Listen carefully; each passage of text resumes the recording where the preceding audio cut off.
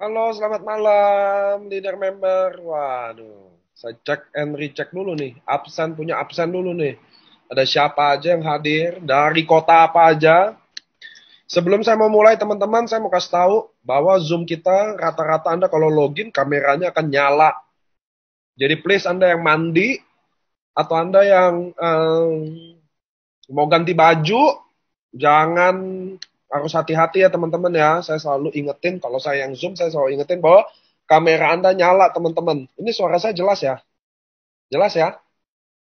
Oke. Jadi hati-hati, eh, jangan ada yang kebablasan. Soalnya tiap Zoom ada yang mandi, ada aja yang telanjang. Jangan ya teman. Ini bisa repot nih sekali telanjang di sini repot teman-teman ya. Oke teman-teman, hari ini kita kedatangan seorang suhu, wah, master Feng Shui, bukan hal yang mistis, bahkan benar-benar bisa dibuktikan secara ada teorinya, ada ilmunya bahkan. Nanti saya akan jelasin orangnya dulu, tapi sebelum itu saya mau nunggu Zoom kita full dulu teman-teman, sambil nunggu ada absen. Saya pengen lihat nih dari kota apa aja sih. Kita nih hari Jumat jarang-jarang Zoom ya teman-teman. Jadi kalau Jumat itu selalu special artist. Jadi Anda kalau Zoom nggak selalu dengerin tentang AFC mulu sih. Jadi kita di AFC di channel kita, kita mau ada teman-teman juga belajar soal soft skill yang lain. Kemarin face reading, hari ini Feng Shui. Saya no idea sih soal Feng Shui apa, makanya kita dengerin aja deh dari masternya. Saya mau lihat nih Kebumen, Surabaya, Wonosobo, Salatiga, Sydney. Wah ada Sydney, ada Pekanbaru, Jakarta, Manado, Bekasi, Serang. Saya pengen lihat lagi. Denpasar, Semarang, Banjarmasin, Jayapura, wah, Bali, Pontianak, Yot, Jogja, bos, ada Yotnya, Lampung. Wah, kayaknya nanti, oh ya, seminggu 2 minggu lagi saya akan roadshow ke Lampung. Agustus juga saya akan roadshow ke Jogja. Anda yang nggak positif silakan ketemu. Corona yang badannya nggak enak jangan minta ketemu ya. Di rumah aja stay safe ya. Oke, kita udah pemanasan nih ya. Teman-teman, ingat setiap Jumat pasti special artist. Jadi kalau special artist tuh kira-kira nggak akan membosankan. Dan ini adalah seorang master Feng Shui. Saya panggil aja langsung ya suhunya ya. Tunggu, mana suhunya nih? Namanya Pak Suntoro. Dia juga udah aktif jadi Ronin ya sekarang ya. Kayaknya ngejar samurai deh. Karena saya tahu pembelian pin code-nya, digital pin wallet-nya kencang. Halo? Yes, Niko. Nah, ini suhunya. Halo Pak Sun, apa kabar? Puji Tuhan, kabar dahsyat. Udah samurai sekarang, Nik. Udah sampai kan, saya udah bilang. Saya udah lihat terus transaksinya. Wah, ini lagi ngebut bener ini Pak Suntoro. Oke, teman-teman. Ini Pak Suntoro, mungkin sebelum mulai materinya, Pak Sun kita kenalan-kenalan dulu ya Pak Sun, bagi yang belum tahu. Yes, silakan. Boleh Pak Suntoro kenalin Pak Suntoro siapa, usia, domisili, status, sama yang terakhir mungkin mungkin udah berapa lama sih di dunia ini gitu loh Pak Sun. Ya teman-teman juga sebelum kenal kenal materinya kenal juga nih kan. Soalnya Pak Suntoro ini juga member AFC, sekarang udah samurai, aktif artinya teman-teman karena kita di AFC semua keluarga, which is kita minta dia lebih kenalin dirinya. Silakan Pak Sun. Oke, thank you, Niko. Thank you, teman-teman semua. Ya, kita keluarga besar dalam keluarga besar AFC ya. Perkenalkan, saya Suntoro. Saya tinggal di Balikpapan. Jadi sehari-hari saya ya, hidupnya di Balikpapan, Bapak Ibu. Dan seringkali kalau lagi normal, biasanya lagi nggak di lockdown kayak sekarang gini. Saya sering roadshow juga, bikin seminar-seminar, kelas-kelas tentang feng shui, face reading, dan lain-lain. Dan kadang-kadang diundang juga untuk korporasi ya. Nah, karena basisnya kita itu feng shui-nya bukan yang mistis, karena memang aslinya bukan mistis ya. Terus status sekarang udah menikah, udah punya anak 2 ya, istri 1 saja. Oke. Nah, Pak Sun, boleh kasih sedikit highlight aja sebenarnya ini yang nanti akan dibawakan nih acaranya sebenarnya Feng Shui-nya apa sih dan apa sih yang teman-teman nanti bisa pelajari di ini. Mumpung nih ada 416, jadi slotnya tinggal 80 orang lagi di Zoom. Apabila Anda teman-teman di Zoom full, lihat di layar handphone Anda di sebelah kanan atau kiri ada live on Facebook, Anda klik masuk ke link itu, Anda akan jadi masuk nonton di Facebook. Anda boleh share ke domain-domain Anda ya.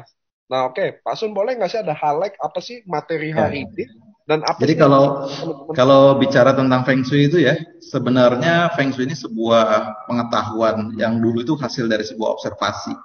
Nah, memang sekali lagi backgroundnya dari Cina ya, seperti face reading juga. Namun face reading itu belakangan berkembang pesatnya di Jerman. Nah, Feng Shui ini juga lucu, belakangan berkembang pesatnya di Rusia, ya.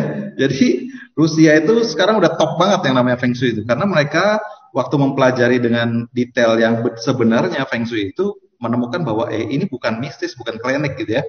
Jadi Feng Shui ini sebenarnya adalah ilmu pengetahuan alam. Ya, jadi kita mengkombinasi antara fisika, geografi, ya, dan juga beberapa pelajaran statistik sebenarnya. Nah, jadi di Feng Shui itu juga ada yang internal dan ada yang eksternal, ya. Nah, kalau di internal tuh kita selalu bawa alat namanya kompas, oke? Kompasnya kelihatannya banyak kan hurufnya apa segala macam itu kan, sebenarnya itu sama kayak kompas biasa yang 360 derajat itu juga. Nah, tulisan-tulisan Cina di tengahnya itu contekan sebenarnya. Oh, Jadi zaman dulu tuh para suhu-suhunya tuh kelihatan keren gitu kan, padahal dia juga nggak mau ngafalin dengan ribet ya. Di situ jadi ada kepeannya, udah di situ tinggal baca. oke. Nah, jadi kalau kita sekarang kan nggak perlu, kita bisa ngerpenya di smartphone, gampang. Nah, Ya. jadi dari pengamatan alam itulah maka Feng Shui itu didevelop ya. Jadi orang-orang dulu itu menemukan tempat-tempat mana sih yang lokasinya itu kok ada satu tempat kan ya, kalau ditanamin tanaman susah banget tumbuhnya. Ada satu tempat ditanamin tanaman apa aja subur banget tumbuhnya. Nah, mereka mencari tempat-tempat yang subur seperti itu, eh, ketemulah polanya seperti apa. Akhirnya didevelop Feng Shui itu. Nah, lama-kelamaan melihat pola ini, ternyata polanya pola berulang. Akhirnya mereka bisa membuat sebuah formula. Nah, formulanya itu yang kalau kita belajar Feng Shui-nya tidak dari perguruan yang tepat, tidak dari lineage yang benar, itu maka kita biasanya mendapatkan informasi yang misleading. Jadinya klinik-klinik gitu. Padahal kalau di Feng Shui nggak ada seperti itu. Ya, di Feng Shui itu juga kita nggak mengenal tuh angka hoki, angka sial gitu nggak ada. Angka 13 jelek gitu nggak ada gitu ya. Angka sial ya, Pak Angka ya. 4 sial gitu nggak ada ya. Di Feng Shui juga ada gitu. Itu kan giliran kalau misalnya cuma orang dulu tuh suka pleset-plesetan tuh. Karena angka 4 itu kalau identik dengan kalau bahasa Mandarinnya atau bahasa Cinanya tuh si 4 gitu ya, mati gitu ya. Nah, jadi mereka takut. Tapi kalau dikasih duit 4 juta, 400 juta, 4 miliar, demen tuh diterima. Temen jadinya bagus angkanya sih kalau 4. Iya, nah jadi nggak benar yang kayak gitu-gitu ya. Jadi nggak usah terlalu pusingin. Hari ini nanti kita akan belajar tentang yang eksternal. Karena kalau yang internal itu cukup lama studinya, ya karena banyak sekali rumusnya ya. Banyak rumusnya, benar-benar banyak. Dan sekarang saya sih kalau saya pribadi sudah saya computerize, jadi saya sudah masukkan rumusnya dalam komputer, jadi kita mengkalkulasinya lebih cepat dan mudah. Nah, hari ini nanti kita akan belajar tentang yang naked eye, artinya dengan mata telanjang, nggak perlu pakai alat apapun, pakai mata kita aja udah beres, ya. Siap, ini saya udah siap nih. Awalnya naked eye itu agak orang kan nggak semua baca deh. Pak ini maksudnya mata telanjang ya? Bisa lihat bukan lihat-lihat yang telanjang saya bilang ini. Nah ini teman-teman kayaknya kita udah bisa mulai udah running 460 orang di Facebook juga udah rame. Oke deh Pak Sun, tanpa gimana pun nanti mungkin ada tanya jawab boleh di belakang, tapi kita semua sebelum ada sesi pertanyaan kita fokus dengerin karena saya selalu dengerin kalau Pak Sun materi saya selalu datang dengerin berulang-ulang bahkan. Oke Pak Oh, Sun, dasar. waktu dan tempat saya silakan ya. Oke, thank you ya teman-teman ya. Saya share screen. Nah, udah kelihatan belum di layar kaca, semua kelihatan ya? Aman, aman, aman. Oke, nah jadi hari ini kita akan belajar tentang, saya jadi nggak ngajarin ya, saya hanya berbagi aja. Karena sebenarnya Anda juga udah tahu sebenarnya ini, cuma mungkin sekarang ini belum mengerti dengan apa secara spesifik kenapa kok kejadian seperti itu. Nah hari ini sekarang kita akan belajar seperti itu. Jadi Feng Shui ini unik ya sebenarnya. Jadi saya ceritakan tadi adalah backgroundnya sebenarnya Feng Shui-nya sebuah pengetahuan yang ditemukan karena hasil sebuah observasi. Nah, hari ini kita menggunakannya bagaimana untuk selling dan closing. Kalau biasanya orang untuk meningkatkan keberuntungan ya, bisa juga kita manfaatin juga untuk selling dan closing. Oke, karena di AFC ini kita perlu banget nih ya, banyak belajar tentang selling dan closing.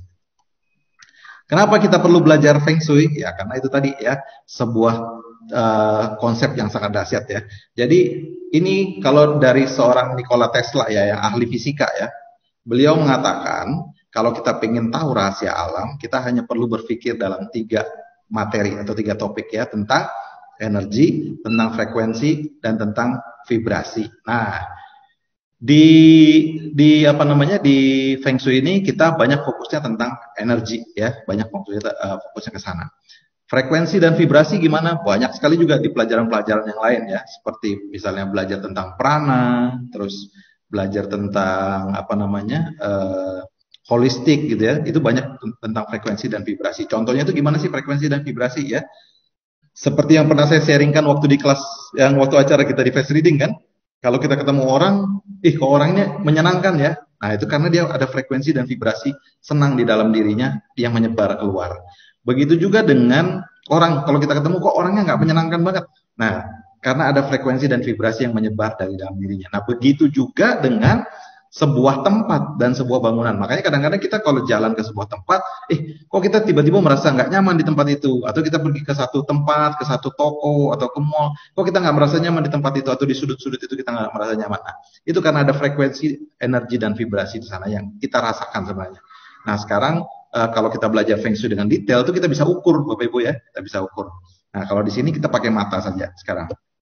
Jadi salah satu guru meditasi saya juga Master Choa Kok Sui, yaitu beliau mengajarkannya semua keajaiban-keajaiban di alam ini sebenarnya itu nggak pernah lepas dari hukum alam ya, tentang gravitasi ya, tentang fisika, semuanya itu adalah hukum alam. Nah seringkali kita belum mengerti cara kerjanya sehingga kita mengatakan itu jadi klinik karena kita belum tahu cara kerjanya. Oke, kalau kita udah tahu nanti kita akan wow, ternyata cuma begitu aja gitu ya. Nah, jadi keajaiban-keajaiban itu juga semua tidak pernah lepas dari hukum alam. Oke, jadi kita di sini banyak belajar tentang hukum alam, Bapak Ibu. Nah, kenapa kok namanya Feng dan Shui ya, angin dan air?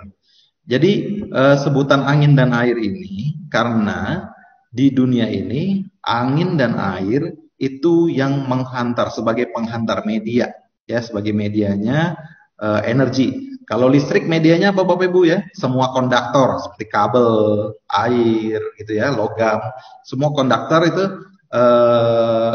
penghantar listrik. Nah, kalau penghantar energi prosperity itu adalah melalui angin dan air. Nah, jadi penting sekali kita melihat atau mengamati pola kerja angin dan air. Nah, angin dan air ini ya, kalau di dalam hukum fisika kan jelas banget sudah ya, kita perhatikan bahwa cara kerjanya gimana angin. Angin selalu bergerak dari tempat yang tekanannya tinggi menuju tempat yang tekanannya rendah. Nah, kalau air itu bergerak dari dataran yang tinggi atau tempat tinggi menuju ke tempat yang rendah. Nah, jadi ini yang kita observasi Bapak Ibu di alam. Jadi sebenarnya Feng Shui itu apa? Feng Shui itu adalah sebuah seni ya, ilmu pengetahuan yang memanfaatkan lingkungan alam untuk meningkatkan keberuntungan kita. Kenapa kok bisa meningkatkan keberuntungan kita? Kita harus tahu dulu persepsi apa sih yang namanya beruntung itu ya. Orang seringkali mengkorelasikan keberuntungan itu dengan uang. Nah, itu tidak 100% tepat, walaupun juga benar. Okay? Kalau yang namanya orang beruntung itu ya tidak harus selalu dengan uang yang datang banyak gitu, enggak. Kita hidup sehat itu kita udah beruntung. Kita rumah tangganya harmonis, kita juga beruntung. Kita terhindar dari kecelakaan, kita beruntung. Setiap hari hidup kita damai ya, tidak terkena musibah dan apapun, itu kita beruntung. Ya, jadi bukan hanya dengan keuangan. Jadi kita tidak fair kalau mengkorelasikan keberuntungan itu dengan uang selalu. Oke? Jadi keselamatan itu kita juga wajib bersyukur karena itu keberuntungan. Setiap hari kita bangun, kita beruntung Bapak Ibu. Kenapa? Beruntung kita masih hidup. Oke? Setiap hari kita bernafas, beruntung kita masih bisa bernafas dan gratis. Kalau nanti udah kena corona, nafasnya berbayar Bapak Ibu ya, mahal. Oke? Jadi konsumsilah SOP dan sukusi supaya imun sistemnya lebih kuat. Oke, nah, jadi tujuan memahami Feng Shui itu adalah untuk kita harmonis dengan alam sekitar, untuk kehidupan kita yang lebih baik. Nah, seringkali kita tanpa sengaja karena kesadaran kita kurang, kita merusak alam sekitar kita. Contohnya apa? Menebang hutan sembarangan itu ya. Nah, itu jadinya kita nggak harmonis lagi dengan alam, lama-kelamaan terjadi bencana alam. Nah, kalau udah terjadi bencana alam, yang disalahkan siapa? Yang disalahkan alam, yang disalahkan Tuhan. Padahal perbuatannya manusia itu. Nah, jadi kita harus bisa harmonis dengan lingkungan kita. Oke? Jadi Feng Shui itu secara generalnya dibagi menjadi dua, Yin House dan Yang House, oke? Artinya apa? Kalau Yin House ini ngurusin yang ngebahas masalah kuburan dan sebagainya ya. Pokoknya yang tidak bergerak mati gitulah ya. Nah, Yang House-nya adalah untuk yang hidup atau rumah tinggal kita dan gedung-gedung tempat kerja kita. Nah, hari ini kita fokus ke Yang House dulu, oke? Nah, jadi seperti saya jelaskan tadi bahwa Feng Shui itu ada eksternal dan internal ya. Kalau internal kita banyak pakai alat bantu seperti kompas dan sebagainya macamnya untuk pengukuran. Kalau yang eksternal ini kita cukup pakai mata juga udah bisa ya. Pakai kompas juga tambah bagus lagi, tapi pakai mata juga udah bisa. Nah, konsep dari dasar dari Feng Shui ini adalah simbol ini ya. Simbol ini sebutannya adalah Pakua atau 8 kua, 8 angka. Nah, Bapak Ibu perhatikan nggak? Kita tidak sadar ya, dunia komputerisasi ditemukan ya kurang lebih di tahun 1900-an. Padahal 3000 tahun yang lalu dan dunia komputerisasi itu kan menggunakan binary. Nah, 3000 tahun yang lalu binary itu udah di-invent di Tiongkok sana, di Cina sana ya. Nah, ini sebenarnya kode binary Bapak Ibu. Kenapa saya ngerti? Karena saya kebetulan seorang sarjana IT. Waktu saya belajar tentang Feng Shui karena saya punya latar belakang IT, jadi saya tahu, oh ini kode binary. Nah, ini kalau yang garis-garis putus ini mewakili angka 0, garis yang solid ini yang tidak terputus mewakili angka 1. Nah, kode binary 3 bit, ya, 3 bit binary berarti ada 2 atau angka 3, berarti akan terjadi berapa? 8 macam perubahan, ya.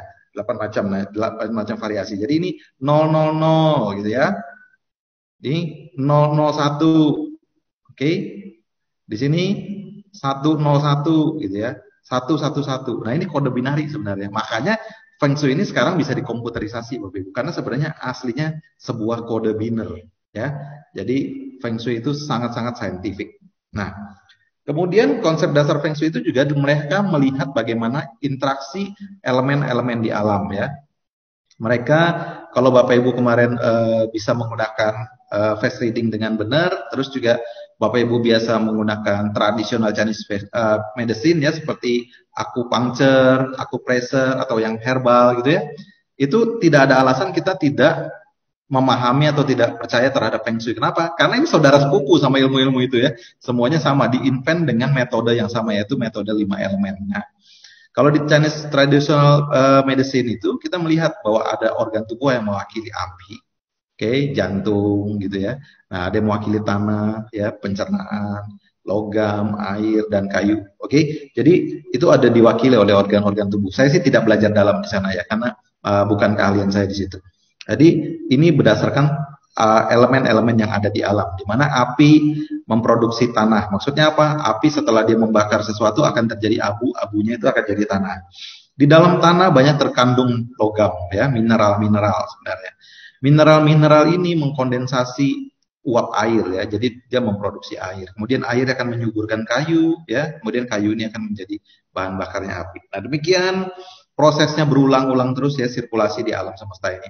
Ada juga yang namanya proses saling mengontrol. Contohnya, ini api dia mengontrol logam atau melumerkan logam ya. Kemudian logam memotong kayu. Kayu mencengkram tanah atau membelenggu tanah ya, supaya tanahnya tidak longsor. Nah, tanah membendung air, kemudian air memadamkan api. Nah, ini siklusnya juga sama, ini siklus saling mengontrol. Jadi ada siklus produksi, ya, ada siklus mengontrol. Nah, itu yang dasar dari alamnya kalau kita perhatikan Bapak Ibu ya. Jadi kalau kita mengerti tentang cara kerja ini, maka kita bisa menggunakannya dalam kehidupan kita sehari-hari, sehingga kehidupan kita jadi mudah. Kenapa? Karena kita dibantuin dengan hukum alam. Kenapa saya bilang itu penting belajar tentang hukum alam? Karena hukum alam itu pasti terjadi, Bapak Ibu, pasti terjadi. Ya, contohnya itu salah satunya gravitasi. Nah, jadi kalau kita nggak ngerti hukum alam itu jadi susah. Contoh ya, padahal kalau kita mengerti itu kita menjadi mudah. Contoh ya, kalau misalnya kita mengerti tentang hukum alam, contohnya itu bulan purnama. Setiap bulan purnama apa yang terjadi di muka bumi ini? Air laut, air sungai pasang. Pokoknya airnya pasang naik gitu ya. Nah, kalau kita bisa mengerti tentang hal ini, kita seandainya seorang nahkoda kapal, saya bawa kapal besar gitu ya, saya mau masuk ke sungai dari laut. Nah, kalau saya salah kalender, itu kapalnya akan kandas. Kenapa? Karena air sungainya surut ya, surut ya, jadi kapalnya nggak bisa masuk. Nah, sementara kalau kita tahu, hanya dengan melihat bulan purnama saja, menungguin kapan itu bulan purnama ya, jadi kita tahu itu ada air pasang kapan dan air surutnya kapan. Nah, jadi kita bisa manfaatkan itu. Itu kalau dengan memanfaatkan baru satu faktor ya, tadi gravitasi dari bulan purnama. Dan bulan purnama itu siklusnya tetap ya. Kalau menurut kalender lunar, bulan purnama itu setiap tanggal 15 bulan purnama, kalender lunar itu pasti air pasang. Oke, kalau nggak pasang hati-hati, segera lari dari laut, jauh-jauh dari laut, karena berarti tanda-tanda itu udah mau tsunami ya. Nah, kemudian apa lagi contohnya? Bapak Ibu pernah nonton film Nemo kan? Film Finding Nemo, oke? Bagaimana waktu bapaknya Nemo sama si Dory pergi ke Australia waktu dia diajarin sama pada rombongannya penyu ya. Karena mereka mengetahui tadinya tuh mau berenang menuju ke Australia setengah mati, susahnya minta ampun ya. Begitu ketemu sama rombongannya penyu, mereka kasih tahu, kamu manfaatin aja tuh arus laut. Kamu tinggal menunggangi arusnya aja, kamu akan cepat sampai ke Australia. Nah, setelah mereka tahu, karena kan tidak bisa melihat arusnya ya. Jadi begitu masuk ke arusnya, maka kita mudah. Nah, begitu juga dengan di Feng Shui sama. Di prosperity energy itu, ya, kalau kita tahu bagaimana cara pergerakannya dan perubahannya, kita tinggal menungganginya saja dan bagaimana kita membuatnya masuk ke dalam rumah kita gitu ya, sehingga rumah kita juga jadi lebih peaceful ya, energinya lebih sehat, lebih baik ya, membuat kita jadi tubuhnya lebih sehat sehingga kita berpikir jernih. Waktu kita berpikir jernih, kita bisa mengambil keputusan dengan baik. Waktu kita mengambil keputusan dengan baik, kita akan actionnya bagus. Waktu actionnya bagus, resultnya bagus. Nah, sehingga kadang-kadang orang selalu mengkorelasikan, wah, waktu dia rumahnya feng shui-nya bagus, jadi punya banyak uang gitu ya. Karena kenapa? Karena tubuhnya sehat, berpikirnya bagus, dan dia bekerja mengambil keputusan dengan baik. Actionnya akan bagus. Sehingga dia bisa menghasilkan uang lebih banyak. Nah, seringkali manusia mengkorelasikannya hanya dengan uang. Padahal enggak loh, itu bonusnya tubuh sehat, selamat dan sebagainya ya. Karena kenapa? Contoh, kalau orang badannya fit gitu ya, matanya bagus dan segala macam, ya kemungkinan kecelakaan karena dia misalnya kelalaian dia jadi lebih kecil. Nah, jadi lebih mudah selamat gitu ya. Jadi keberuntungan itu lebih banyak faktor yang seperti itu. Nah, kalau nanti lama-kelamaan diakumulasi, itu akan menciptakan yang namanya tadi luck, keberuntungan yang sejati. Oke? Itu bagaimana contohnya sih memanfaat keberuntungan sejati itu ya? Contoh, Bapak Ibu tahu kan kalau misalnya kita melihat ada filosofi ya, filosofi yang bahwa kalau kita kerja keras itu akan mengalahkan bakat. Itu benar banget loh Bapak Ibu ya. Jadi perhatikan baik-baik. Anda sehebat apapun punya bakat, tanpa kita bekerja keras berlatih, nggak akan terjadi apa-apa. Ya. Nah, jadi kerja keras itu bisa mengalahkan bakat. Itu benar banget. Namun, kalau orang yang berbakat ini juga kerja keras, nah orang yang tidak berbakat di situ kerja keras pun kalah. Karena dia udah berbakat, dia kerja keras juga. Jadi action itu perlu ya, bukan hanya sekedar kita banyak berolah energi, tapi kita juga perlu action. Nah, jadi kalau misalnya dia udah berbakat, dia kerja keras, plus keberuntungannya bagus, nah itu akan hasilnya luar biasa. Contoh, misal di dalam sebuah turnamen golf ya, Rory McIlroy misalnya ketemu dengan Tiger Woods ya, ketemu dengan Justin Rose dan sebagainya. Itu kan semuanya orang-orang yang berbakat, latihannya keras-keras luar biasa sehingga para jadi juara dunia golf gitu kan. Pada saat misalnya mereka sama-sama bertemu dalam satu turnamen, hanya akan ada satu loh yang jadi juara. Nah, ini ditentukan apa di sini? Ditentukan oleh keberuntungan. Jadi seringkali mereka sudah sama-sama keras bekerjanya, sama-sama udah berbakatnya juga luar biasa ya, tekniknya semua bagus. Namun ada satu faktor lagi juga, faktor keberuntungan. Jadi memang faktor luck ini tidak besar ya. Paling cuma sekitar 10% lah paling gede. Cuman kalau dia udah aktif, nah itu yang lain kalah. Oke, jangan 90% bisa kalah. Nah, jadi penting untuk kita mengharmoniskan semuanya. Jadi kalau kita seandainya bisa dibantu dengan faktor keberuntungan juga hidup kita akan smooth sailing. Nah, ini caranya salah satunya. Oke. Nah, rumus dasar dari Feng Shui itu lukisan seperti ini loh Bapak Ibu. Nah, makanya saya bilang tadi kalau kita tidak belajar ke lineage atau ke perguruan yang benar, itu banyak sekali misleading ya. Karena jarang sekali yang mereka tuh mau menuliskan di buku itu yang sebenarnya. Rumusnya disembunyikan di dalam lukisan seperti ini coba. 3000 tahun lalu disembunyikan dalam seperti ini. Kenapa? Karena orang di Tiongkok sana dulu takut banget kalau sampai ilmunya itu ketahuan. Padahal formulanya di dalam lukisan seperti ini. Nah, dia bilang satu tempat yang bagus itu ya, kalau di tempat itu ya di belakang rumahnya itu atau di belakang bangunan itu ada kura-kuranya, di kanannya ada macan, di kirinya ada naga, di depannya ada burung phoenix. Oke? Nah, saya itu udah keliling dunia, Bapak Ibu ya, keliling Indonesia juga ya. Pergi ke kemana-mana, nggak ketemu loh tempat seperti itu ya. Saya ke kebun binatang, ketemu kura-kura, ketemu. Macan ketemu. Burung finik sama naga pernah ketemu Bapak Ibu ya. Jadi di kebun binatang juga nggak ketemu tempatnya. Nah, jadi maksudnya itu apa sebenarnya? Ternyata maksudnya itu adalah tempat yang bagus itu jika di belakangnya mempunyai satu backing ya. Jadi seperti kura-kura, karena kura-kura itu digambarkan sebagai binatang yang longevity atau umur panjang gitu ya. Jadi sesuatu yang lambat, stabil gitu, diam dan kokoh, digambarkan dengan kura-kura ya. Kemudian di sebelah kiri digambarkan sebagai dengan naga, itu adalah sesuatu yang aktif ya, bentuknya bisa panjang dan tinggi juga. Kemudian kalau di sebelah kanan tuh ada macan ya, digambarkan sebagai macan itu adalah sesuatu yang berwibawa, punya energi, punya pamor, tapi jangan terlalu aktif. Kenapa? Kalau macan terlalu aktif bahaya ya, buas sekali gitu ya. Nah di depannya maksudnya ada burung finik, seperti itu adalah sesuatu, burung finik adalah yang terbangnya cepat gitu ya, dan apa namanya, bisa menghantarkan energi. Berarti sebuah tempat yang depannya itu datar gitu ya. Nah jadi seperti ini kira-kira gambarannya. Nah, kalau di belakangnya ini ada pegunungan seperti ini ya. Nah ini dianggap kura-kuranya di sini. Oke, di sebelah kanannya ada bukit kecil gitu ya. Nah ini berarti macannya di sini. Sebelah kirinya ada bukit yang lebih panjang. Oke, berarti di sini ada naga. Dan di depannya datar ya, ada burung kecil seperti itu di sini. Nah jadi tempat di tengah seperti ini adalah tempat-tempat yang dianggap prosper atau tempat-tempat yang bagus. Nah kan kita susah banget sekarang nyari tempat seperti ini di kota-kota ya. Nah maka dengan urban city landform yang sekarang, kita bisa mengkombinasikan, mengkonversikannya ke dalam bentuk-bentuk bangunan. Ya, di kota-kota, daerah-daerah yang lembah seperti ini rata-rata daerah yang bagus ya. Contoh-contoh di Indonesia tempat-tempat yang bagus itu apa? Solo itu dikelilingi pegunungan seperti ini ya, backingnya bagus dan tempatnya lembah. Ya, terus Jakarta salah satunya ya. Terus apa namanya? Semarang, Surabaya, itu kota-kota rata-rata yang bisa populer dan besar, sangat-sangat prosper itu ya. Rata-rata landformnya bagus seperti ini. Ya, Denpasar gitu ya, bagus banget juga. Oke, kalau di Sumatera itu di daerah apa namanya, Medan, terus ke Siantar itu terutama bagus banget ya.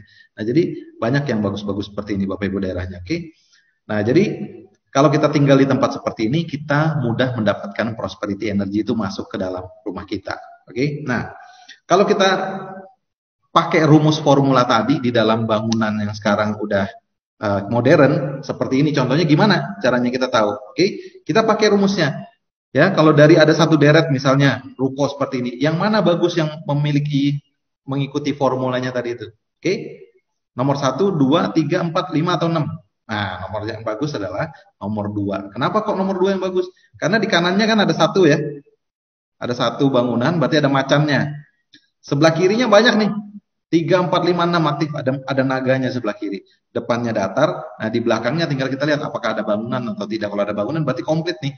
Ada kura-kuranya juga, berarti dia formulanya lengkap banget ya. 4 formula itu tercapai semua. Nah, terus yang mana yang bagus lagi berikutnya adalah yang nomor 6. Oke, jadi semakin panjangnya 3 ini juga sebenarnya cukup bagus ya, karena kirinya masih panjang ya. Semakin panjang semakin bagus. Kenapa? Karena yang 6 ini sebelah kirinya, lihat ini lahan kosong gitu ya. Sesuatu tidak ada lagi kosong.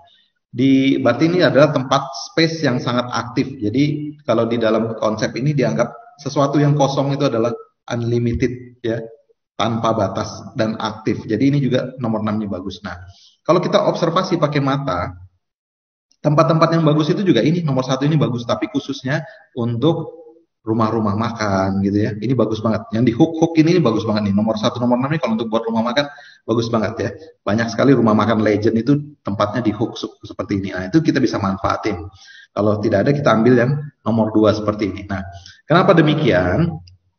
Karena kalau misalnya yang aktif di sebelah kanan ini aktif, misal kanan nomor 5 ini contohnya ya. Nomor 5 ini kan berarti kanannya banyak banget nih, kanannya panjang aktif. Maka yang dominan adalah wanita. Oke, kalau kirinya yang panjang gini, yang dominan adalah yang pria. Nah, dari sini, dari statistik ini hasil statistik ya. Hasil statistik ini berarti kita bisa, kalau mau dipakai buat selling dan closing gimana? Contoh, misalnya saya mau menawarkan produk, mau nawarin AFC gitu ya, produk AFC ke satu orang klien atau ke satu orang teman. Lihat dulu nih rumahnya nih. Rumahnya nomor 2 ini nggak, berarti kanannya panjang, kirinya panjang kan? Ini pasti yang dominan yang cowok. Nah, tawarin ke bapaknya, karena yang pengambil keputusan bapaknya. Tapi kalau rumahnya di sini, ya, yang nomor 4 ini kan, berarti kanan yang panjang kan? Ini dominan istrinya, tawarin ke istrinya. Jadi lebih mudah closing, karena kalau ditawarin bapaknya, dia juga ngomong, ntar ya, tanya istri dulu. Nah, rata-rata yang biasanya orang suka tanya istri dulu, itu rumahnya kanannya panjang. Atau di sini nih, di hook yang seperti gini nih, ya, kan kanannya empty space ini kan, kosong kanannya ya, kanannya kosong ini berarti kanannya yang aktif, ya lebih lebih panjang ya, unlimited gitu kan, yang kosong itu kan daripada yang ada ini. Nah, apakah biasanya tempat-tempat seperti ini juga eh, wanita yang lebih dominan. Nah, seperti gitu ya. Ini kita bisa ambil tekniknya untuk kita lakukan closing. Nah, kalau yang seperti ini gimana? Ya, ada 1 sampai 9 gini, yang mana yang bagus? Sama ya, nomor 1, nomor 2 ini. Karena kenapa? Kirinya panjang banget. Oke, kanannya ada 1 ya. Berarti kita kalau kalau dia tinggal di tempat yang nomor 2 ini, kita nawarin kemana? Ke bapaknya. Bapaknya yang ngambil keputusan, decisionnya di tangan dia. Atau nomor 9, ini juga sama. Decision ada di tangan bapaknya. Tapi kalau dia di nomor 1, ini decisionnya ada di tangan istrinya. Oke, dia di nomor 8, decision ada di tangan istrinya. Nomor 7 masih di tangan istrinya. Nomor 6 masih di tangan istrinya. 5 50-50 karena kanan dan kirinya sama panjang ya. Ini 50-50 nih kekuatannya. Oke, biasanya kalkulatif. Begitu keempat, mulai si bapak yang dominan. Nomor 3, nomor 2 juga sama, bapak yang dominan. Oke, jadi dengan hanya melihat ini, pakai mata aja kita lihatnya, kita udah tahu, oke? Bagaimana menentukannya, yang siapa yang dominan, istri atau suami, ya. Nah, ini contoh di Singapura. Waktu itu saya jalan di Singapura ya. Lihat nih, ini sebuah kebetulan atau gimana, coba bayangin ya. Tadi tempat yang kanannya panjang atau lebih tinggi ya, atau kirinya panjang atau lebih tinggi, itu lebih aktif artinya. Lihat nih ya. Singapore Council of Women Organization, kantornya ini di sini nih, organisasi perempuan itu ya. Lihat nih kanannya tinggi banget ya. Nah, ini secara sengaja atau tidak sengaja memilih kantor di sini coba. Ini cewek-cewek hebatnya Singapura itu ngumpulnya di sini, termasuk yang ibu presidennya yang terakhir kemarin tuh ya, yang ibu jilbaban itu berkantor di sini awalnya dulu ya. Jadi dominan wanitanya. Kalau kanannya ini tinggi atau panjang gitu ya. Nah, ini yang dahsyat. Nah, kemudian tempat-tempat yang bagus seperti apa lagi nih? Cul-de-sac, putaran gini ya. Cul-de-sac ini kalau Bapak Ibu ketemu rumah di cul-de-sac, ini bagus loh. Nah, padahal kadang-kadang di cul-de-sac ini dijual murah Bapak Ibu ya. Karena dianggap paling untuk, paling ujung. Padahal tuh bagus banget ya. Nih, contohnya cul-de-sac ya. Nah, dekat bundaran ini. Oke. Nah, kalau di antara semua ini yang paling bagus yang mana? Yang satu ini Bapak Ibu. Kenapa? Karena dua formula ya. Udah di cul-de-sac, kiri panjang. Nah, kan jadi bagus banget ya. Udah cul-de-sac, terus kiri panjang. Jadi udah dua formula dia dapatnya. Jadi semakin banyak kita dapat formulanya, semakin bagus. Oke. Nah, kemudian kalau lokasi ada jalan seperti ini ya, melengkung seperti ini, oke? Melengkung ya, seperti busur, maka kita pilihnya di lokasi yang A. Kenapa? Karena energinya lebih soft ketimbang ada yang di B. Ya, ini kalau ada lalu lintas, energi lalang di sini yang ketabrak ini lebih keras energinya, lebih nggak stabil. Yang ini lebih mudah diolah, mudah dicerna oleh manusia energinya. Jadi pilih lokasi yang A dan B. Jadi kalau contohnya ada bangunan A dan B, kita mau berkantor, nih pilih yang mana? Pilih yang A karena dia di dalam tikungan gitu ya, dalam busur tikungan. Ini bagus banget. Oke. Kemudian, nah ini yang kita harus hindarin. Yang harus hindarin ini kita bisa manfaatkan buat dagangan barang-barang produk-produk kita AFC Bapak Ibu. Kenapa? Karena ini berhubungan dengan kesehatan. Kalau Bapak Ibu lihat nih rumah, pendek sendiri di tengahnya, kiri kanannya tinggi, ini namanya suppress, oke? Ada tekanan. Ini berhubungan dengan kesehatan apa aja? Ya, tekanan pikiran, bisa bikin depresi, ya, tekanan darah dan segala macam. Jadi cocok ya, bisa ditawarin produk AFC untuk bantu tekanan darahnya juga. Nah, oke, ini caranya, makanya saya bilang tadi untuk selling dan closing, terutama yang berhubungan dengan produk kita di AFC, oke? Yang kedua, nah ini lihat nih, tusuk sate, ya, sudah tusuk sate, surprise lagi juga begini, ya ini makanya nggak bagus, jelek sendiri deh gini ya. Ya kita ini kiri kanannya bagus banget nih, hancur sendiri. Nah ini jadi tusuk sate ini juga nggak gitu bagus Bapak Ibu ya. Kenapa? Karena juga dia berhubungan dengan kesehatan. Kesehatannya apa? Macam-macam. Nanti kita lihat dia tusuk satenya di sektor mana. Nanti di halaman terakhir saya akan kasih lihat ya bagian sektor-sektornya. Jadi kalau tusuk satenya ini misalnya di arah timur, nah di apa artinya? Kalau di arah barat apa artinya ya? Jadi banyak macamnya. Kita bisa melihatnya itu juga. Oke. Nih, yang terus dekat sutet ya. aliran tegangan tinggi gini juga nggak bagus. Ini bukan hanya berdasarkan Feng Shui, memang berdasarkan kajian kesehatan juga nggak bagus. Karena kenapa? Radiasi begitu tinggi di tempat dia, seringkali katanya bisa mudah kena kanker, gampang sekali, apa segala macam. Makanya kalau ada perumahan-perumahan yang di daerah seperti ini, ya Bapak Ibu bisa dijadikan prospek untuk jualan produk AFC. Karena biasanya sakitnya banyak bermacam-macam ya. Ini dia. Kemudian, nah ini wind tunnel. Oke. Jadi ada bangunan, ada seperti goa, seperti ini di bawahnya ya. Nah ini yang di atasnya ini nggak bagus nih. Oke, ini biasanya punya problem apa? Punya problem yang hubungannya dengan seks organ. Oke, nah jadi kalau ada lihat kayak gini, rumahnya orang ada bolong kayak gini, dia rukonya atau misalnya apa tinggal di atasnya, ya apartemen misalnya bolong gini tinggal di atasnya, Anda boleh tawarkan sesuatu produk kita yang berhubungan dengan seks organ. Ini bisa terjadi seperti itu. Oke, nah ini juga namanya wind hole ya, lubang seperti ini ya. Ini satu apartemen unik sih, bentuknya bagus banget ya di Singapura ya. Tapi ini banyak sekali problemnya ya. Ini ada lubang ini yang namanya wind hole. Di sini mengakibatkan satu tekanan udara yang begitu besar. Ini kan kalau contoh ya, angin itu kalau lubangnya makin besar, makin gak ada bunyinya Bapak Ibu. Di tubuh kita ini angin yang bisa berbunyi itu di tempat yang lubang-lubangnya kecil, salah satunya kentut. Nah, karena tekanannya besar di sini. Jadi yang di daerah ini, bangunan ini ya, ini yang lantai ini sekitarnya ini semua nggak bagus. Berhubungan dengan tekanan udaranya nggak bagus di sini Bapak Ibu. Ini bisa macam-macam penyakit nih, tekanan darah tinggi, macam-macam ya, kolesterol dan hubungan itu. Ya jadi karena nggak stabil energinya. Jadi ini boleh ditawarin produk AFC di tempat seperti ini. Nah, atau yang ketabrak sudut-sudut tajam seperti ini. Ya, ini sudut tajam ini. Ini namanya poison arrow, sudut tajam seperti gini. Ini juga nggak bagus. Ini biasanya berhubungan dengan jantung ya, penyakit-penyakit kardio. Nah, silakan. Jadi kalau ketemu yang ketabrak sudut-sudut tajam kayak gini, Bapak Ibu boleh tawarin dengan produk AFC juga ya. Nah ini ya, ini lagi ya wall knife. Ada potongan dinding tetangga seperti ini ya, mengarah ke jendela kita, apalagi kalau ke pintu utama kita. Bahaya ya kalau ada potongan dinding kayak gini ya. Wall knife ini berhubungan dengan apa Bapak Ibu? Ya berhubungan dengan sesuatu yang dipotong juga di tubuh kita. Jadi seringkali bisa ada operasi ini, operasi itu dan juga berhubungan dengan masalah-masalah jantung juga ini ya wall knife ini. Nah, jadi hati-hati ya wall knife. Apalagi kalau di apartemen ya, seringkali di apartemen dibuka pintu apartemen depannya sudah ada dinding kayak gini. Nah, ini bahaya. Dan buat Bapak Ibu apa? Itu peluang tawarkan produk AFC. Ini lihat nih ya, poison arrow nih ya, sudut-sudut tajam seperti ini ya, segitiga seperti ini. Ini mengakibatkan jantung ya, masalah-masalah kardio. Jadi kalau Bapak Ibu apartemen tiba-tiba tinggal di lantai berapa ada sudut tajam seperti gini, nah itu bahaya. Dekat dengan tower BTS ya, BTS-nya GSM itu seperti ini juga bahaya. Oke, ini yang mengakibat banyak problem-problem jantung juga semua ini ya. Operasi dan sebagainya, dia hati-hati ini seperti ini ya, sudah tajam. Ya kita jadi harus perhatikan tetangga kita. Jadi kamar tidur kita itu kalau jendelanya kita melihat keluar, ternyata jendela tetangga, atapnya tetangga tajam begini depan kita. That's itu ada potensi. Oke, nah ini boleh ditawarin SOP kan? Boleh ya, buat bantu. Nah ini juga tangki air nih, yang kayak gini ya. Tandon di depan pintu begini, ya depan rumah ini nggak bagus juga ya. Ini menandakan di rumah ini banyak yang konsumsi obat. Oke, jadi water tank ini nggak bagus juga. Oke, ini kita kalau melihat seperti ini pasti di dalam ini banyak konsumsi obat. Daripada konsumsi obat, coba tawarkan produk kita ya, produk AFC.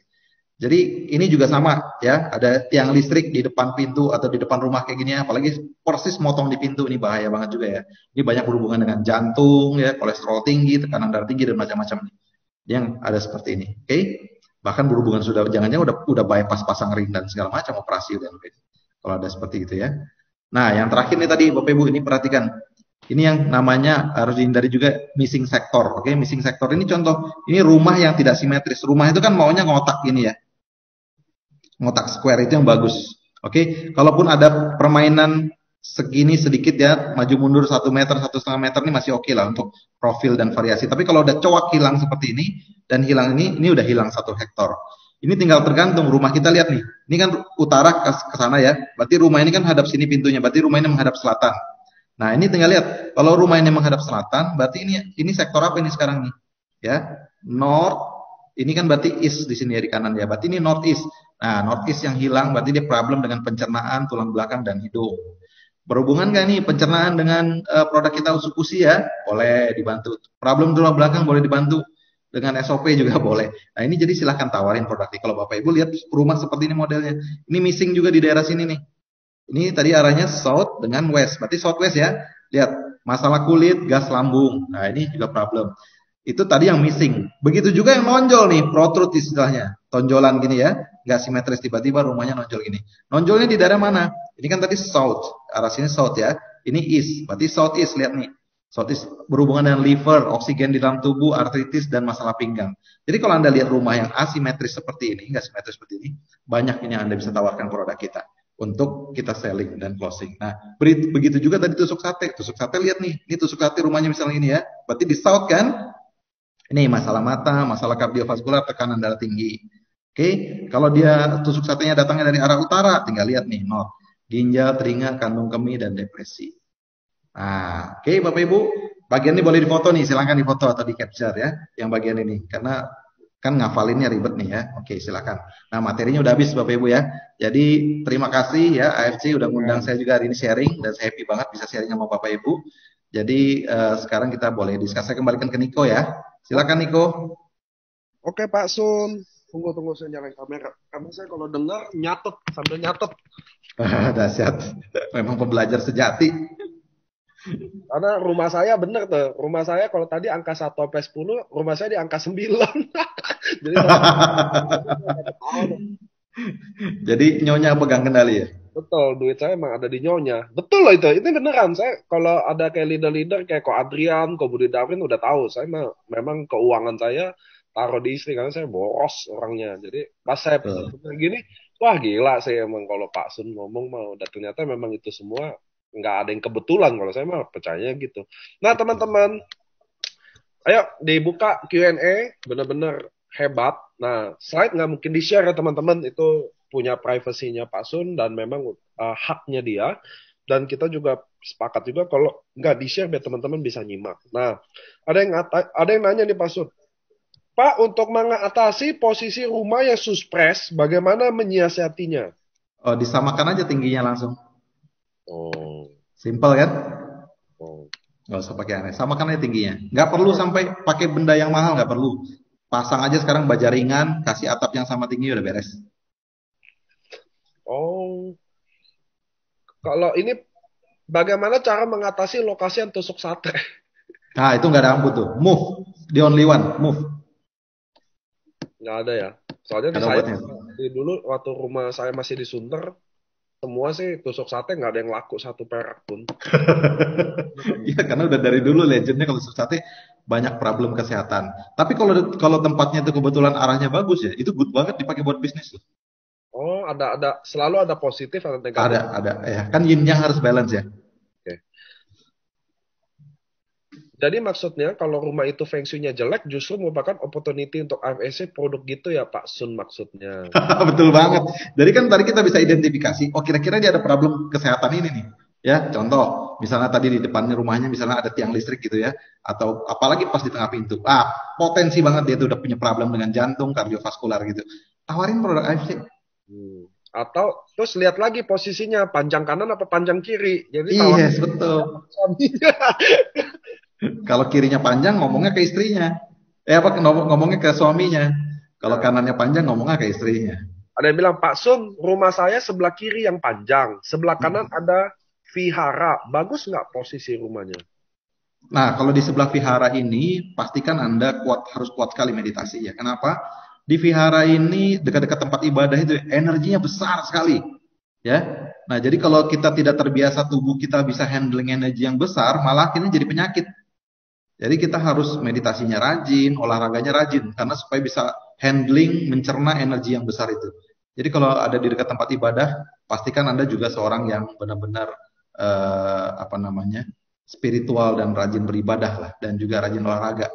Karena untuk kita bisa menghandling energi yang besar, tubuh fisik kita juga harus kuat dan tubuh energi kita juga harus kuat. Nah, kira-kira gitu. Oh ya, next tuh jadi kayak tema meditasi juga seru loh. Soalnya Pak Sun itu mendeskripsikan meditasi itu beda sama yang kayak duduk, sekedar duduk gitu loh. Saya pernah diskusi singkat sama beliau, katanya meditasi itu apa gitu, bahwa kita hanya harus sadar melakukan itu. Bener kan? Betul sekali. Betul banget. Karena ada orang kan makan tapi sambil main handphone, dia benar-benar nggak nikmati makannya. Yes, betul. Berarti dia nggak sadar, nggak present, nggak aware. Pak, kalau tandon air posisi di depan tapi ditanam gimana tuh? Nggak apa-apa, aman. Yang penting tidak terlihat. Oke. Nah, tapi hati-hati loh. Punya tetangga kelihatan nggak? Kalau punya tetangga kelihatan dari depan pintu rumah kita, itu juga problem loh. Oke. Pak, bagaimana mengatasi rumah yang belakangnya ada BTS? Makanya nih hati-hati loh. BTS ini kebetulan saya dulu background saya adalah orang networking di IT itu ya. BTS ini Bapak Ibu ya, itu luar biasa radiasinya besar ya. Jangankan BTS, itu WiFi, akses point atau router yang di rumah itu, Bapak Ibu duduk lama aja dekat situ ya. Itu kepala Bapak Ibu bisa pusing lah. Nah, seringkali juga orang yang naik instalasi di atas BTS itu kalau nggak sengaja kadang-kadang tiba-tiba ada yang on kan dari bawah itu radionya, BTS itu di atas, itu bisa pingsan langsung jatuh tuh dia. Nah, jadi itu memang frekuensi luar biasa. Itu frekuensinya dipakai adalah 2,4 GHz ya di WiFi itu. Itu sama dengan yang dipakai di microwave, sama dengan yang dipakai di ruangan radiologi rumah sakit. Nah, itu kan makanya di rumah sakit aja mereka hati-hati sekali. 2,4 GHz itu berbahaya ya Bapak Ibu ya. Kalau kita terpapar lama. Jadi hati-hati. Kalau itu nggak ada obatnya, Anda yang pindah atau BTS yang dipindahkan. Nah, jadi pilih begitu, oke? Saya pernah ngalamin tuh dulu ya masang BTS di atas rumah ya. Waduh, kesehatan problem banget. Nah, jadi hati-hati. Frekuensi ya. BTS. Apabila atap rumah miring ke kiri, Pak, tapi tidak meruncing sih atapnya. Atap rumah kita sendiri atau atapnya tetangga? Kalau atap Tuh. rumah kita sendiri nggak ada masalah. Nih, ini pertanyaannya lucu-lucu ya. Apakah ada hari-hari hoki atau ciong untuk menawarkan produk? Tapi good question ya, itu luar biasa. Saya percaya bahwa semua hari itu baik. Saya percaya banget itu semua. Nah, pertanyaannya adalah good for what? Baik buat apa? Oke. Nah, kita tapi nggak usah pusingin ya, nggak usah pusingin. Ingat, kita harus kenal cara kerja energi ya. Energi, vibrasi dan frekuensi itu bekerja dengan prinsip kesamaan. Oke, contoh. Kalau Bapak Ibu tadi misalnya punya handphone sekarang, ya, dulu handphone Bapak Ibu 2G, ya kan? Nah, sekarang teknologinya 3G. Apakah Bapak Ibu bisa menangkap frekuensi yang 3G? Nggak bisa jawabannya. Sebelum Bapak Ibu ganti handphone yang 3G. Tapi kalau Bapak Ibu handphonenya 3G, menangkap yang ke 2G bisa kan? Karena frekuensinya dia bisa lebar di dalam bandwidth yang sama. Nah, sekarang handphonenya udah 4G. Oke? Yang 4G, handphone 4G bisa mengenal 2G? Bisa.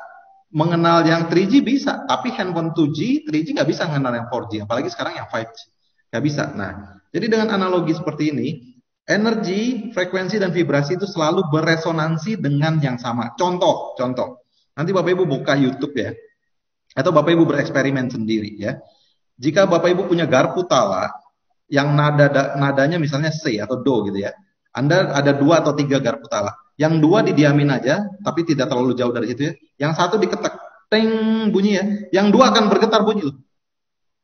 Nah, energi dan vibrasi bekerja dengan itu. Jadi kalau kita mengerjakan misalnya berbisnis apapun termasuk di AFC terutama ya, niat dan motivasi kita apa nih?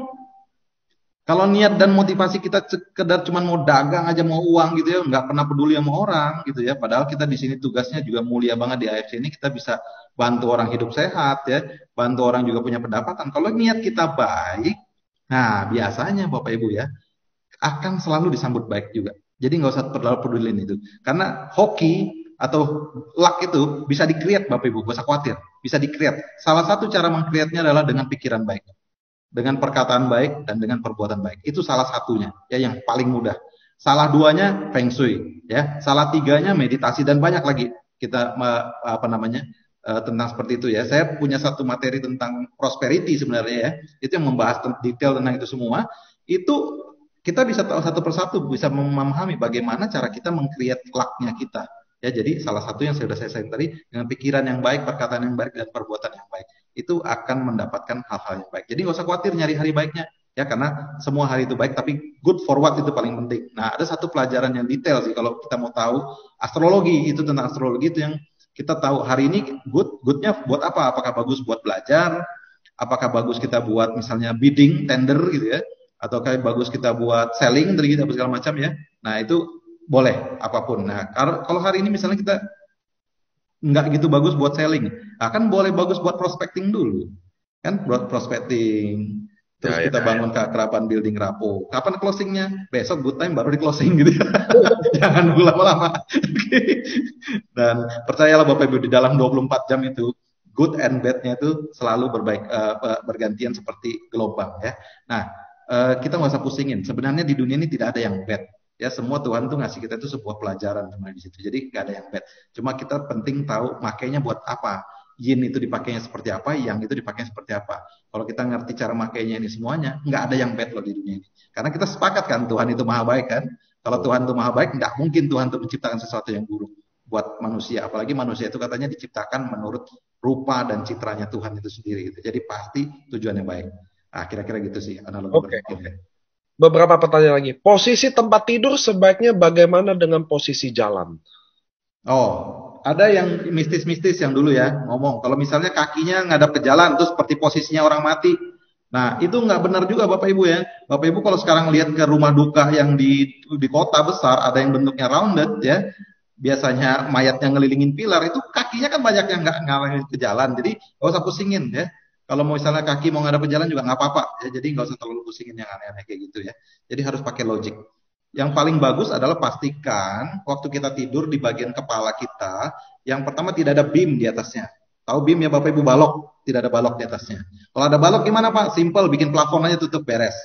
Oke. Nah kalau bikin plafon di kamar tidur sebaiknya flat, tidak yang drop ceiling. Karena kalau di drop ceiling jadi bentuknya jadi bentuk seperti beam kan. Nah, jadi bentuk plafonnya yang drop ceiling saja yang datar, yang flat saja yang datar supaya aman kepalanya. Itu yang pertama. Yang kemudian pastikan di belakang kepala kita tidak ada air seperti keran air, toilet, pipa-pipa air gitu, pastikan nggak ada. Kenapa? Karena waktu tidur kita butuh satu tempat yang benar-benar steady, calm energinya gitu ya. Nah, jadi jangan ada yang aktif. Kalau ada pipa air kan airnya aktif ya. Akuarium juga ngaruh ya? Ngaruh banget. Akuarium itu aktif ya. Nah, jadi sebaiknya di belakang kepala bagian headboard kita itu pastikan tidak ada itu WC klosetnya itu ya, tidak ada wastafel, tidak ada pipa air, ya shower dan sebagainya. That's it, sudah simple begitu aja. Oke, bagaimana mengatasi wall narrow atau BTS atau ujung menara yang kelihatan dari jendela atau pintu apartemen? Itu dia, nggak ada obatnya ya, kecuali BTS-nya move atau Anda yang move. That's simple ya. Jadi kita harus fleksibel seperti air. Kalau nggak bisa dengan cara ini kita yang ngalah. Ini ada pertanyaan lucu nih. Kalau rumahnya tidak ada tetangga kiri dan kanan, itu berarti dominan suami atau istri, Pak? Oke, kalau ini hitungannya 50-50 tadi ya, sama. Nah, ini ada satu istilah namanya lonely mountain formation. Oke, apakah bagus? Not so good. Oke, karena kecenderungan terjadi kayak Anda bisa punya seperti emosi loneliness tinggal di rumah seperti itu. Pasti, karena kalau nggak ada tetangga kiri kanan kan dia ada di hutan juga kan? Ya, makanya namanya juga lonely mountain formation. Ya. Which is ada orang yang aneh juga mau tinggal di... Ya oke, lanjut ya. Malah Pak, rumah saya di bagian depan rumah, posisi di pinggir jalan ada tiang listrik, namun tidak berpotongan dengan pintu rumah. Jadi bagaimana? Lumayan aman masih. Kalau yang paling parah itu kalau pas berpotongan dengan pintu rumah. Oke. Oke. Pak, seberapa akurat ilmu Feng Shui ini? Karena ini statistik, otomatis pasti ada errornya. Ya. Oke. Pasti ada errornya. Balik-balik itu statistik. Namun kalau ditanya akurasinya berapa, dari pengalaman saya selama ini mempraktekkan ya, akurasinya di atas 90%. Oh ya? Iya. Waktu ngomongin soal rumah aja saya langsung kaget sampai ketawa-ketawa, udah nggak tahan bocor ketawa. Karena saya benar-benar wah gila hebat banget. Lanjut, rumah yang bagus. Saya sekarang mulai spesifik pilih tinggal 5 pertanyaan ya teman-teman ya, karena waktunya Pak Sun super mahal loh teman-teman, nih sejam juga. Nah Pak Sun, saya mau nanya 5 pertanyaan lagi. Ada yang nanya sebenarnya rumah yang bagus ngadep mana sih? Nah, kalau ngadep ini juga sama ya. Jadi ngadep itu ada periodenya. Oke, ini sharing teman-teman boleh catat ya, ambil catatan ya. Jadi periodenya itu memang macam-macam tergantung pakai konsep apa. Tapi yang paling detail adalah kita pakai konsep yang 2718 itu ya. Jadi kalau misalnya sekarang nih periode yang 27 tahun. Dari sejak tahun 2017 ya, 2017 ya, ingat karena pergeserannya di 2017. Oke. Sampai 27 tahun ke depan, berarti 2044 ya. Yap. Nah, 2044. Itu arah yang bagus ya. Catat ya, ada 4. Oke, north, east, southwest, southeast. Oke. Nah, berarti arah kebalikannya kurang bagus. Oke. Sebelum 2017, arah kebalikannya itu yang bagus. Oke. Alhamdulillah saya di selatan. Mantap. Apartemen Enggak, atau rumah. landed house. Oke. Oke. Catat tuh ya teman-teman, penting loh. Saya aja nyatet. Iya. Oke. Kita nggak ada selatan, Mam. Rumah nggak ada utara. Oh. Terus, Pak, bagaimana kalau depan rumah ada kali atau danau? Karena kan banyak ada orang kaya kalau rumah deket danau, deket kali, yang gitu-gitu ya. Nah, itu dia. Sebenarnya dekat kali dengan danau itu kalau terlalu dekat nggak bagus. Ya, kenapa? Karena energinya aktif terus, ya nggak pernah steady gitu ya. Karena sementara kita butuh tuh energi yang subtle, yang lembut ya, yang steady, yang mudah kita absorb. Kalau terlalu aktif itu nggak bisa kita absorb. Makanya seringkali kalau Anda perhatikan bisnis-bisnis di pinggir laut ya, kelihatannya menarik tapi itu nggak pernah stabil bisnisnya. Ya, up and down-nya cepat sekali. Bisnis-bisnis juga yang seringkali hotel sukanya riverside gitu ya, mall riverside. Bisnisnya juga nggak gitu stabil. Nah, kalau Bapak Ibu perhatikan coba yang dulunya kaya banget ya. Terus pindah ke Pluit, belakangnya ada yacht situ kan. Bagus-bagus rumahnya keren-keren ya di Pluit kan. Ya benar. Nah, sejak pindah ke situ biasanya kesehatannya mulai terganggu. Iya. Ya. Nggak berhubungan dengan uang, belum tentu uangnya habis, belum tentu ya. Tapi nomor satu kesehatan pasti problem. Nah, Pak, pertanyaan dua lagi. Pak Sun, kalau rumah yang dulunya bekas kuburan bagaimana, Pak? Dulunya tempat pindahan kuburan-kuburan, gimana efeknya ke kesehatan dan ekonomi? Thanks. It's okay, nggak ada masalah selama formula tadi terpenuhi ya, nggak ada masalah. Karena kalau kuburan itu kan cuma bekas saja. Yang jelek dari kuburan itu apa sih? Sebenarnya bukan mayatnya kan? Kenapa? Kalau kita berpikiran mayat itu jelek, satu saat kita jadi mayat loh. Ya, jadi jangan berpikiran jelek. Oke, mayat itu is good. Oke, karena itu juga bagian diri kita. Yang tidak bagus di kuburan itu adalah karena energi akumulatif. Nah, Bapak Ibu biasanya kalau ke kuburan ngapain sih? Anda party nggak di kuburan? Enggak, nangis-nangis, ya. Nah, jadi ada sadness energi gitu kan, yang di situ kan. Terus biasanya kebanyakan orang dikubur itu apa? Penyakit. Nah, penyakit gitu ya. Jadi sickness energi yang berkumpul di situ diakumulat. Jadi kalau misalnya diakumulasikan, dikategorikan dengan energi yang buruk dan enggak, saya rasa di kuburan juga nggak itu buruk, cuman energinya terlalu yin karena semuanya adalah silent, diam, tempat diam gitu kan ya. Jadi terlalu yin istilahnya itu. Nah, makanya kita sementara manusia yang hidup ini butuhnya adalah yang. Nah, namun kalau sudah jadi komplek perumahan dan mayat-mayatnya memang udah diangkat dan bagus dengan bersih loh ya, nggak ada masalah. Yang masalah itu kalau mayatnya masih ada di bawah tuh, tengkorak-tengkoraknya masih ada di bawah. Nah, itu masih repot. Karena kenapa? Karena biar bagaimanapun ya, ingat hukum kekekalan energi. Energi itu secara fisika, energi tidak pernah bisa dimusnahkan. Betul. Tidak pernah juga diciptakan oleh manusia. Energi sudah ada di alam, diciptakan Tuhan. Energi hanya bisa digunakan dan dimanipulasi bentuknya dari mekanik jadi listrik, jadi kinetik dan sebagainya. Ya, Anda bisa itu. Nah, sejak manusia itu lahir ke dunia ini, tubuh kita ini energi, tubuh kita energi ini ya. Tubuh fisik kita ini juga energi, tulang belulang kita juga energi. Energi kita itu masih ada dan energi itu punya kesadaran, ya.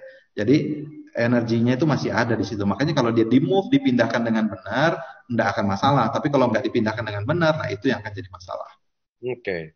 Pertanyaan terakhir nih dari Kobatsuki. Suhu nyambut periode 9 akhir 2020. Ngerti Feng Shui ini? Apa yang perlu dipersiapkan nih buat yang pemula atau awam? Pertama saya mau kasih tahu dulu sebelum Suhu jawab. Yang teman-teman harus siapkan adalah kita akan siapin launching Subarasi. Jadi teman-teman siap-siap ya. Itu ini ramalan-ramalan jelas nih. Jadi yang dipersiapkan yaitu nanti ada Subarasi pastinya. Tutupan Dubai. Jadi persiapan rank ya teman-teman. Oke, lanjut ke Kosun. Ya, jadi jadi sering kali dulu Feng Shui itu dipakai buat forecasting, keliru besar. Jadi ini bukan tools yang tepat untuk forecasting. Oke, nah jadi kita jangan meramal pakai Feng Shui ya, apalagi meramal cuman pakai satu elemen sio aja gitu ya, jangan, sangat-sangat tidak akurat ya.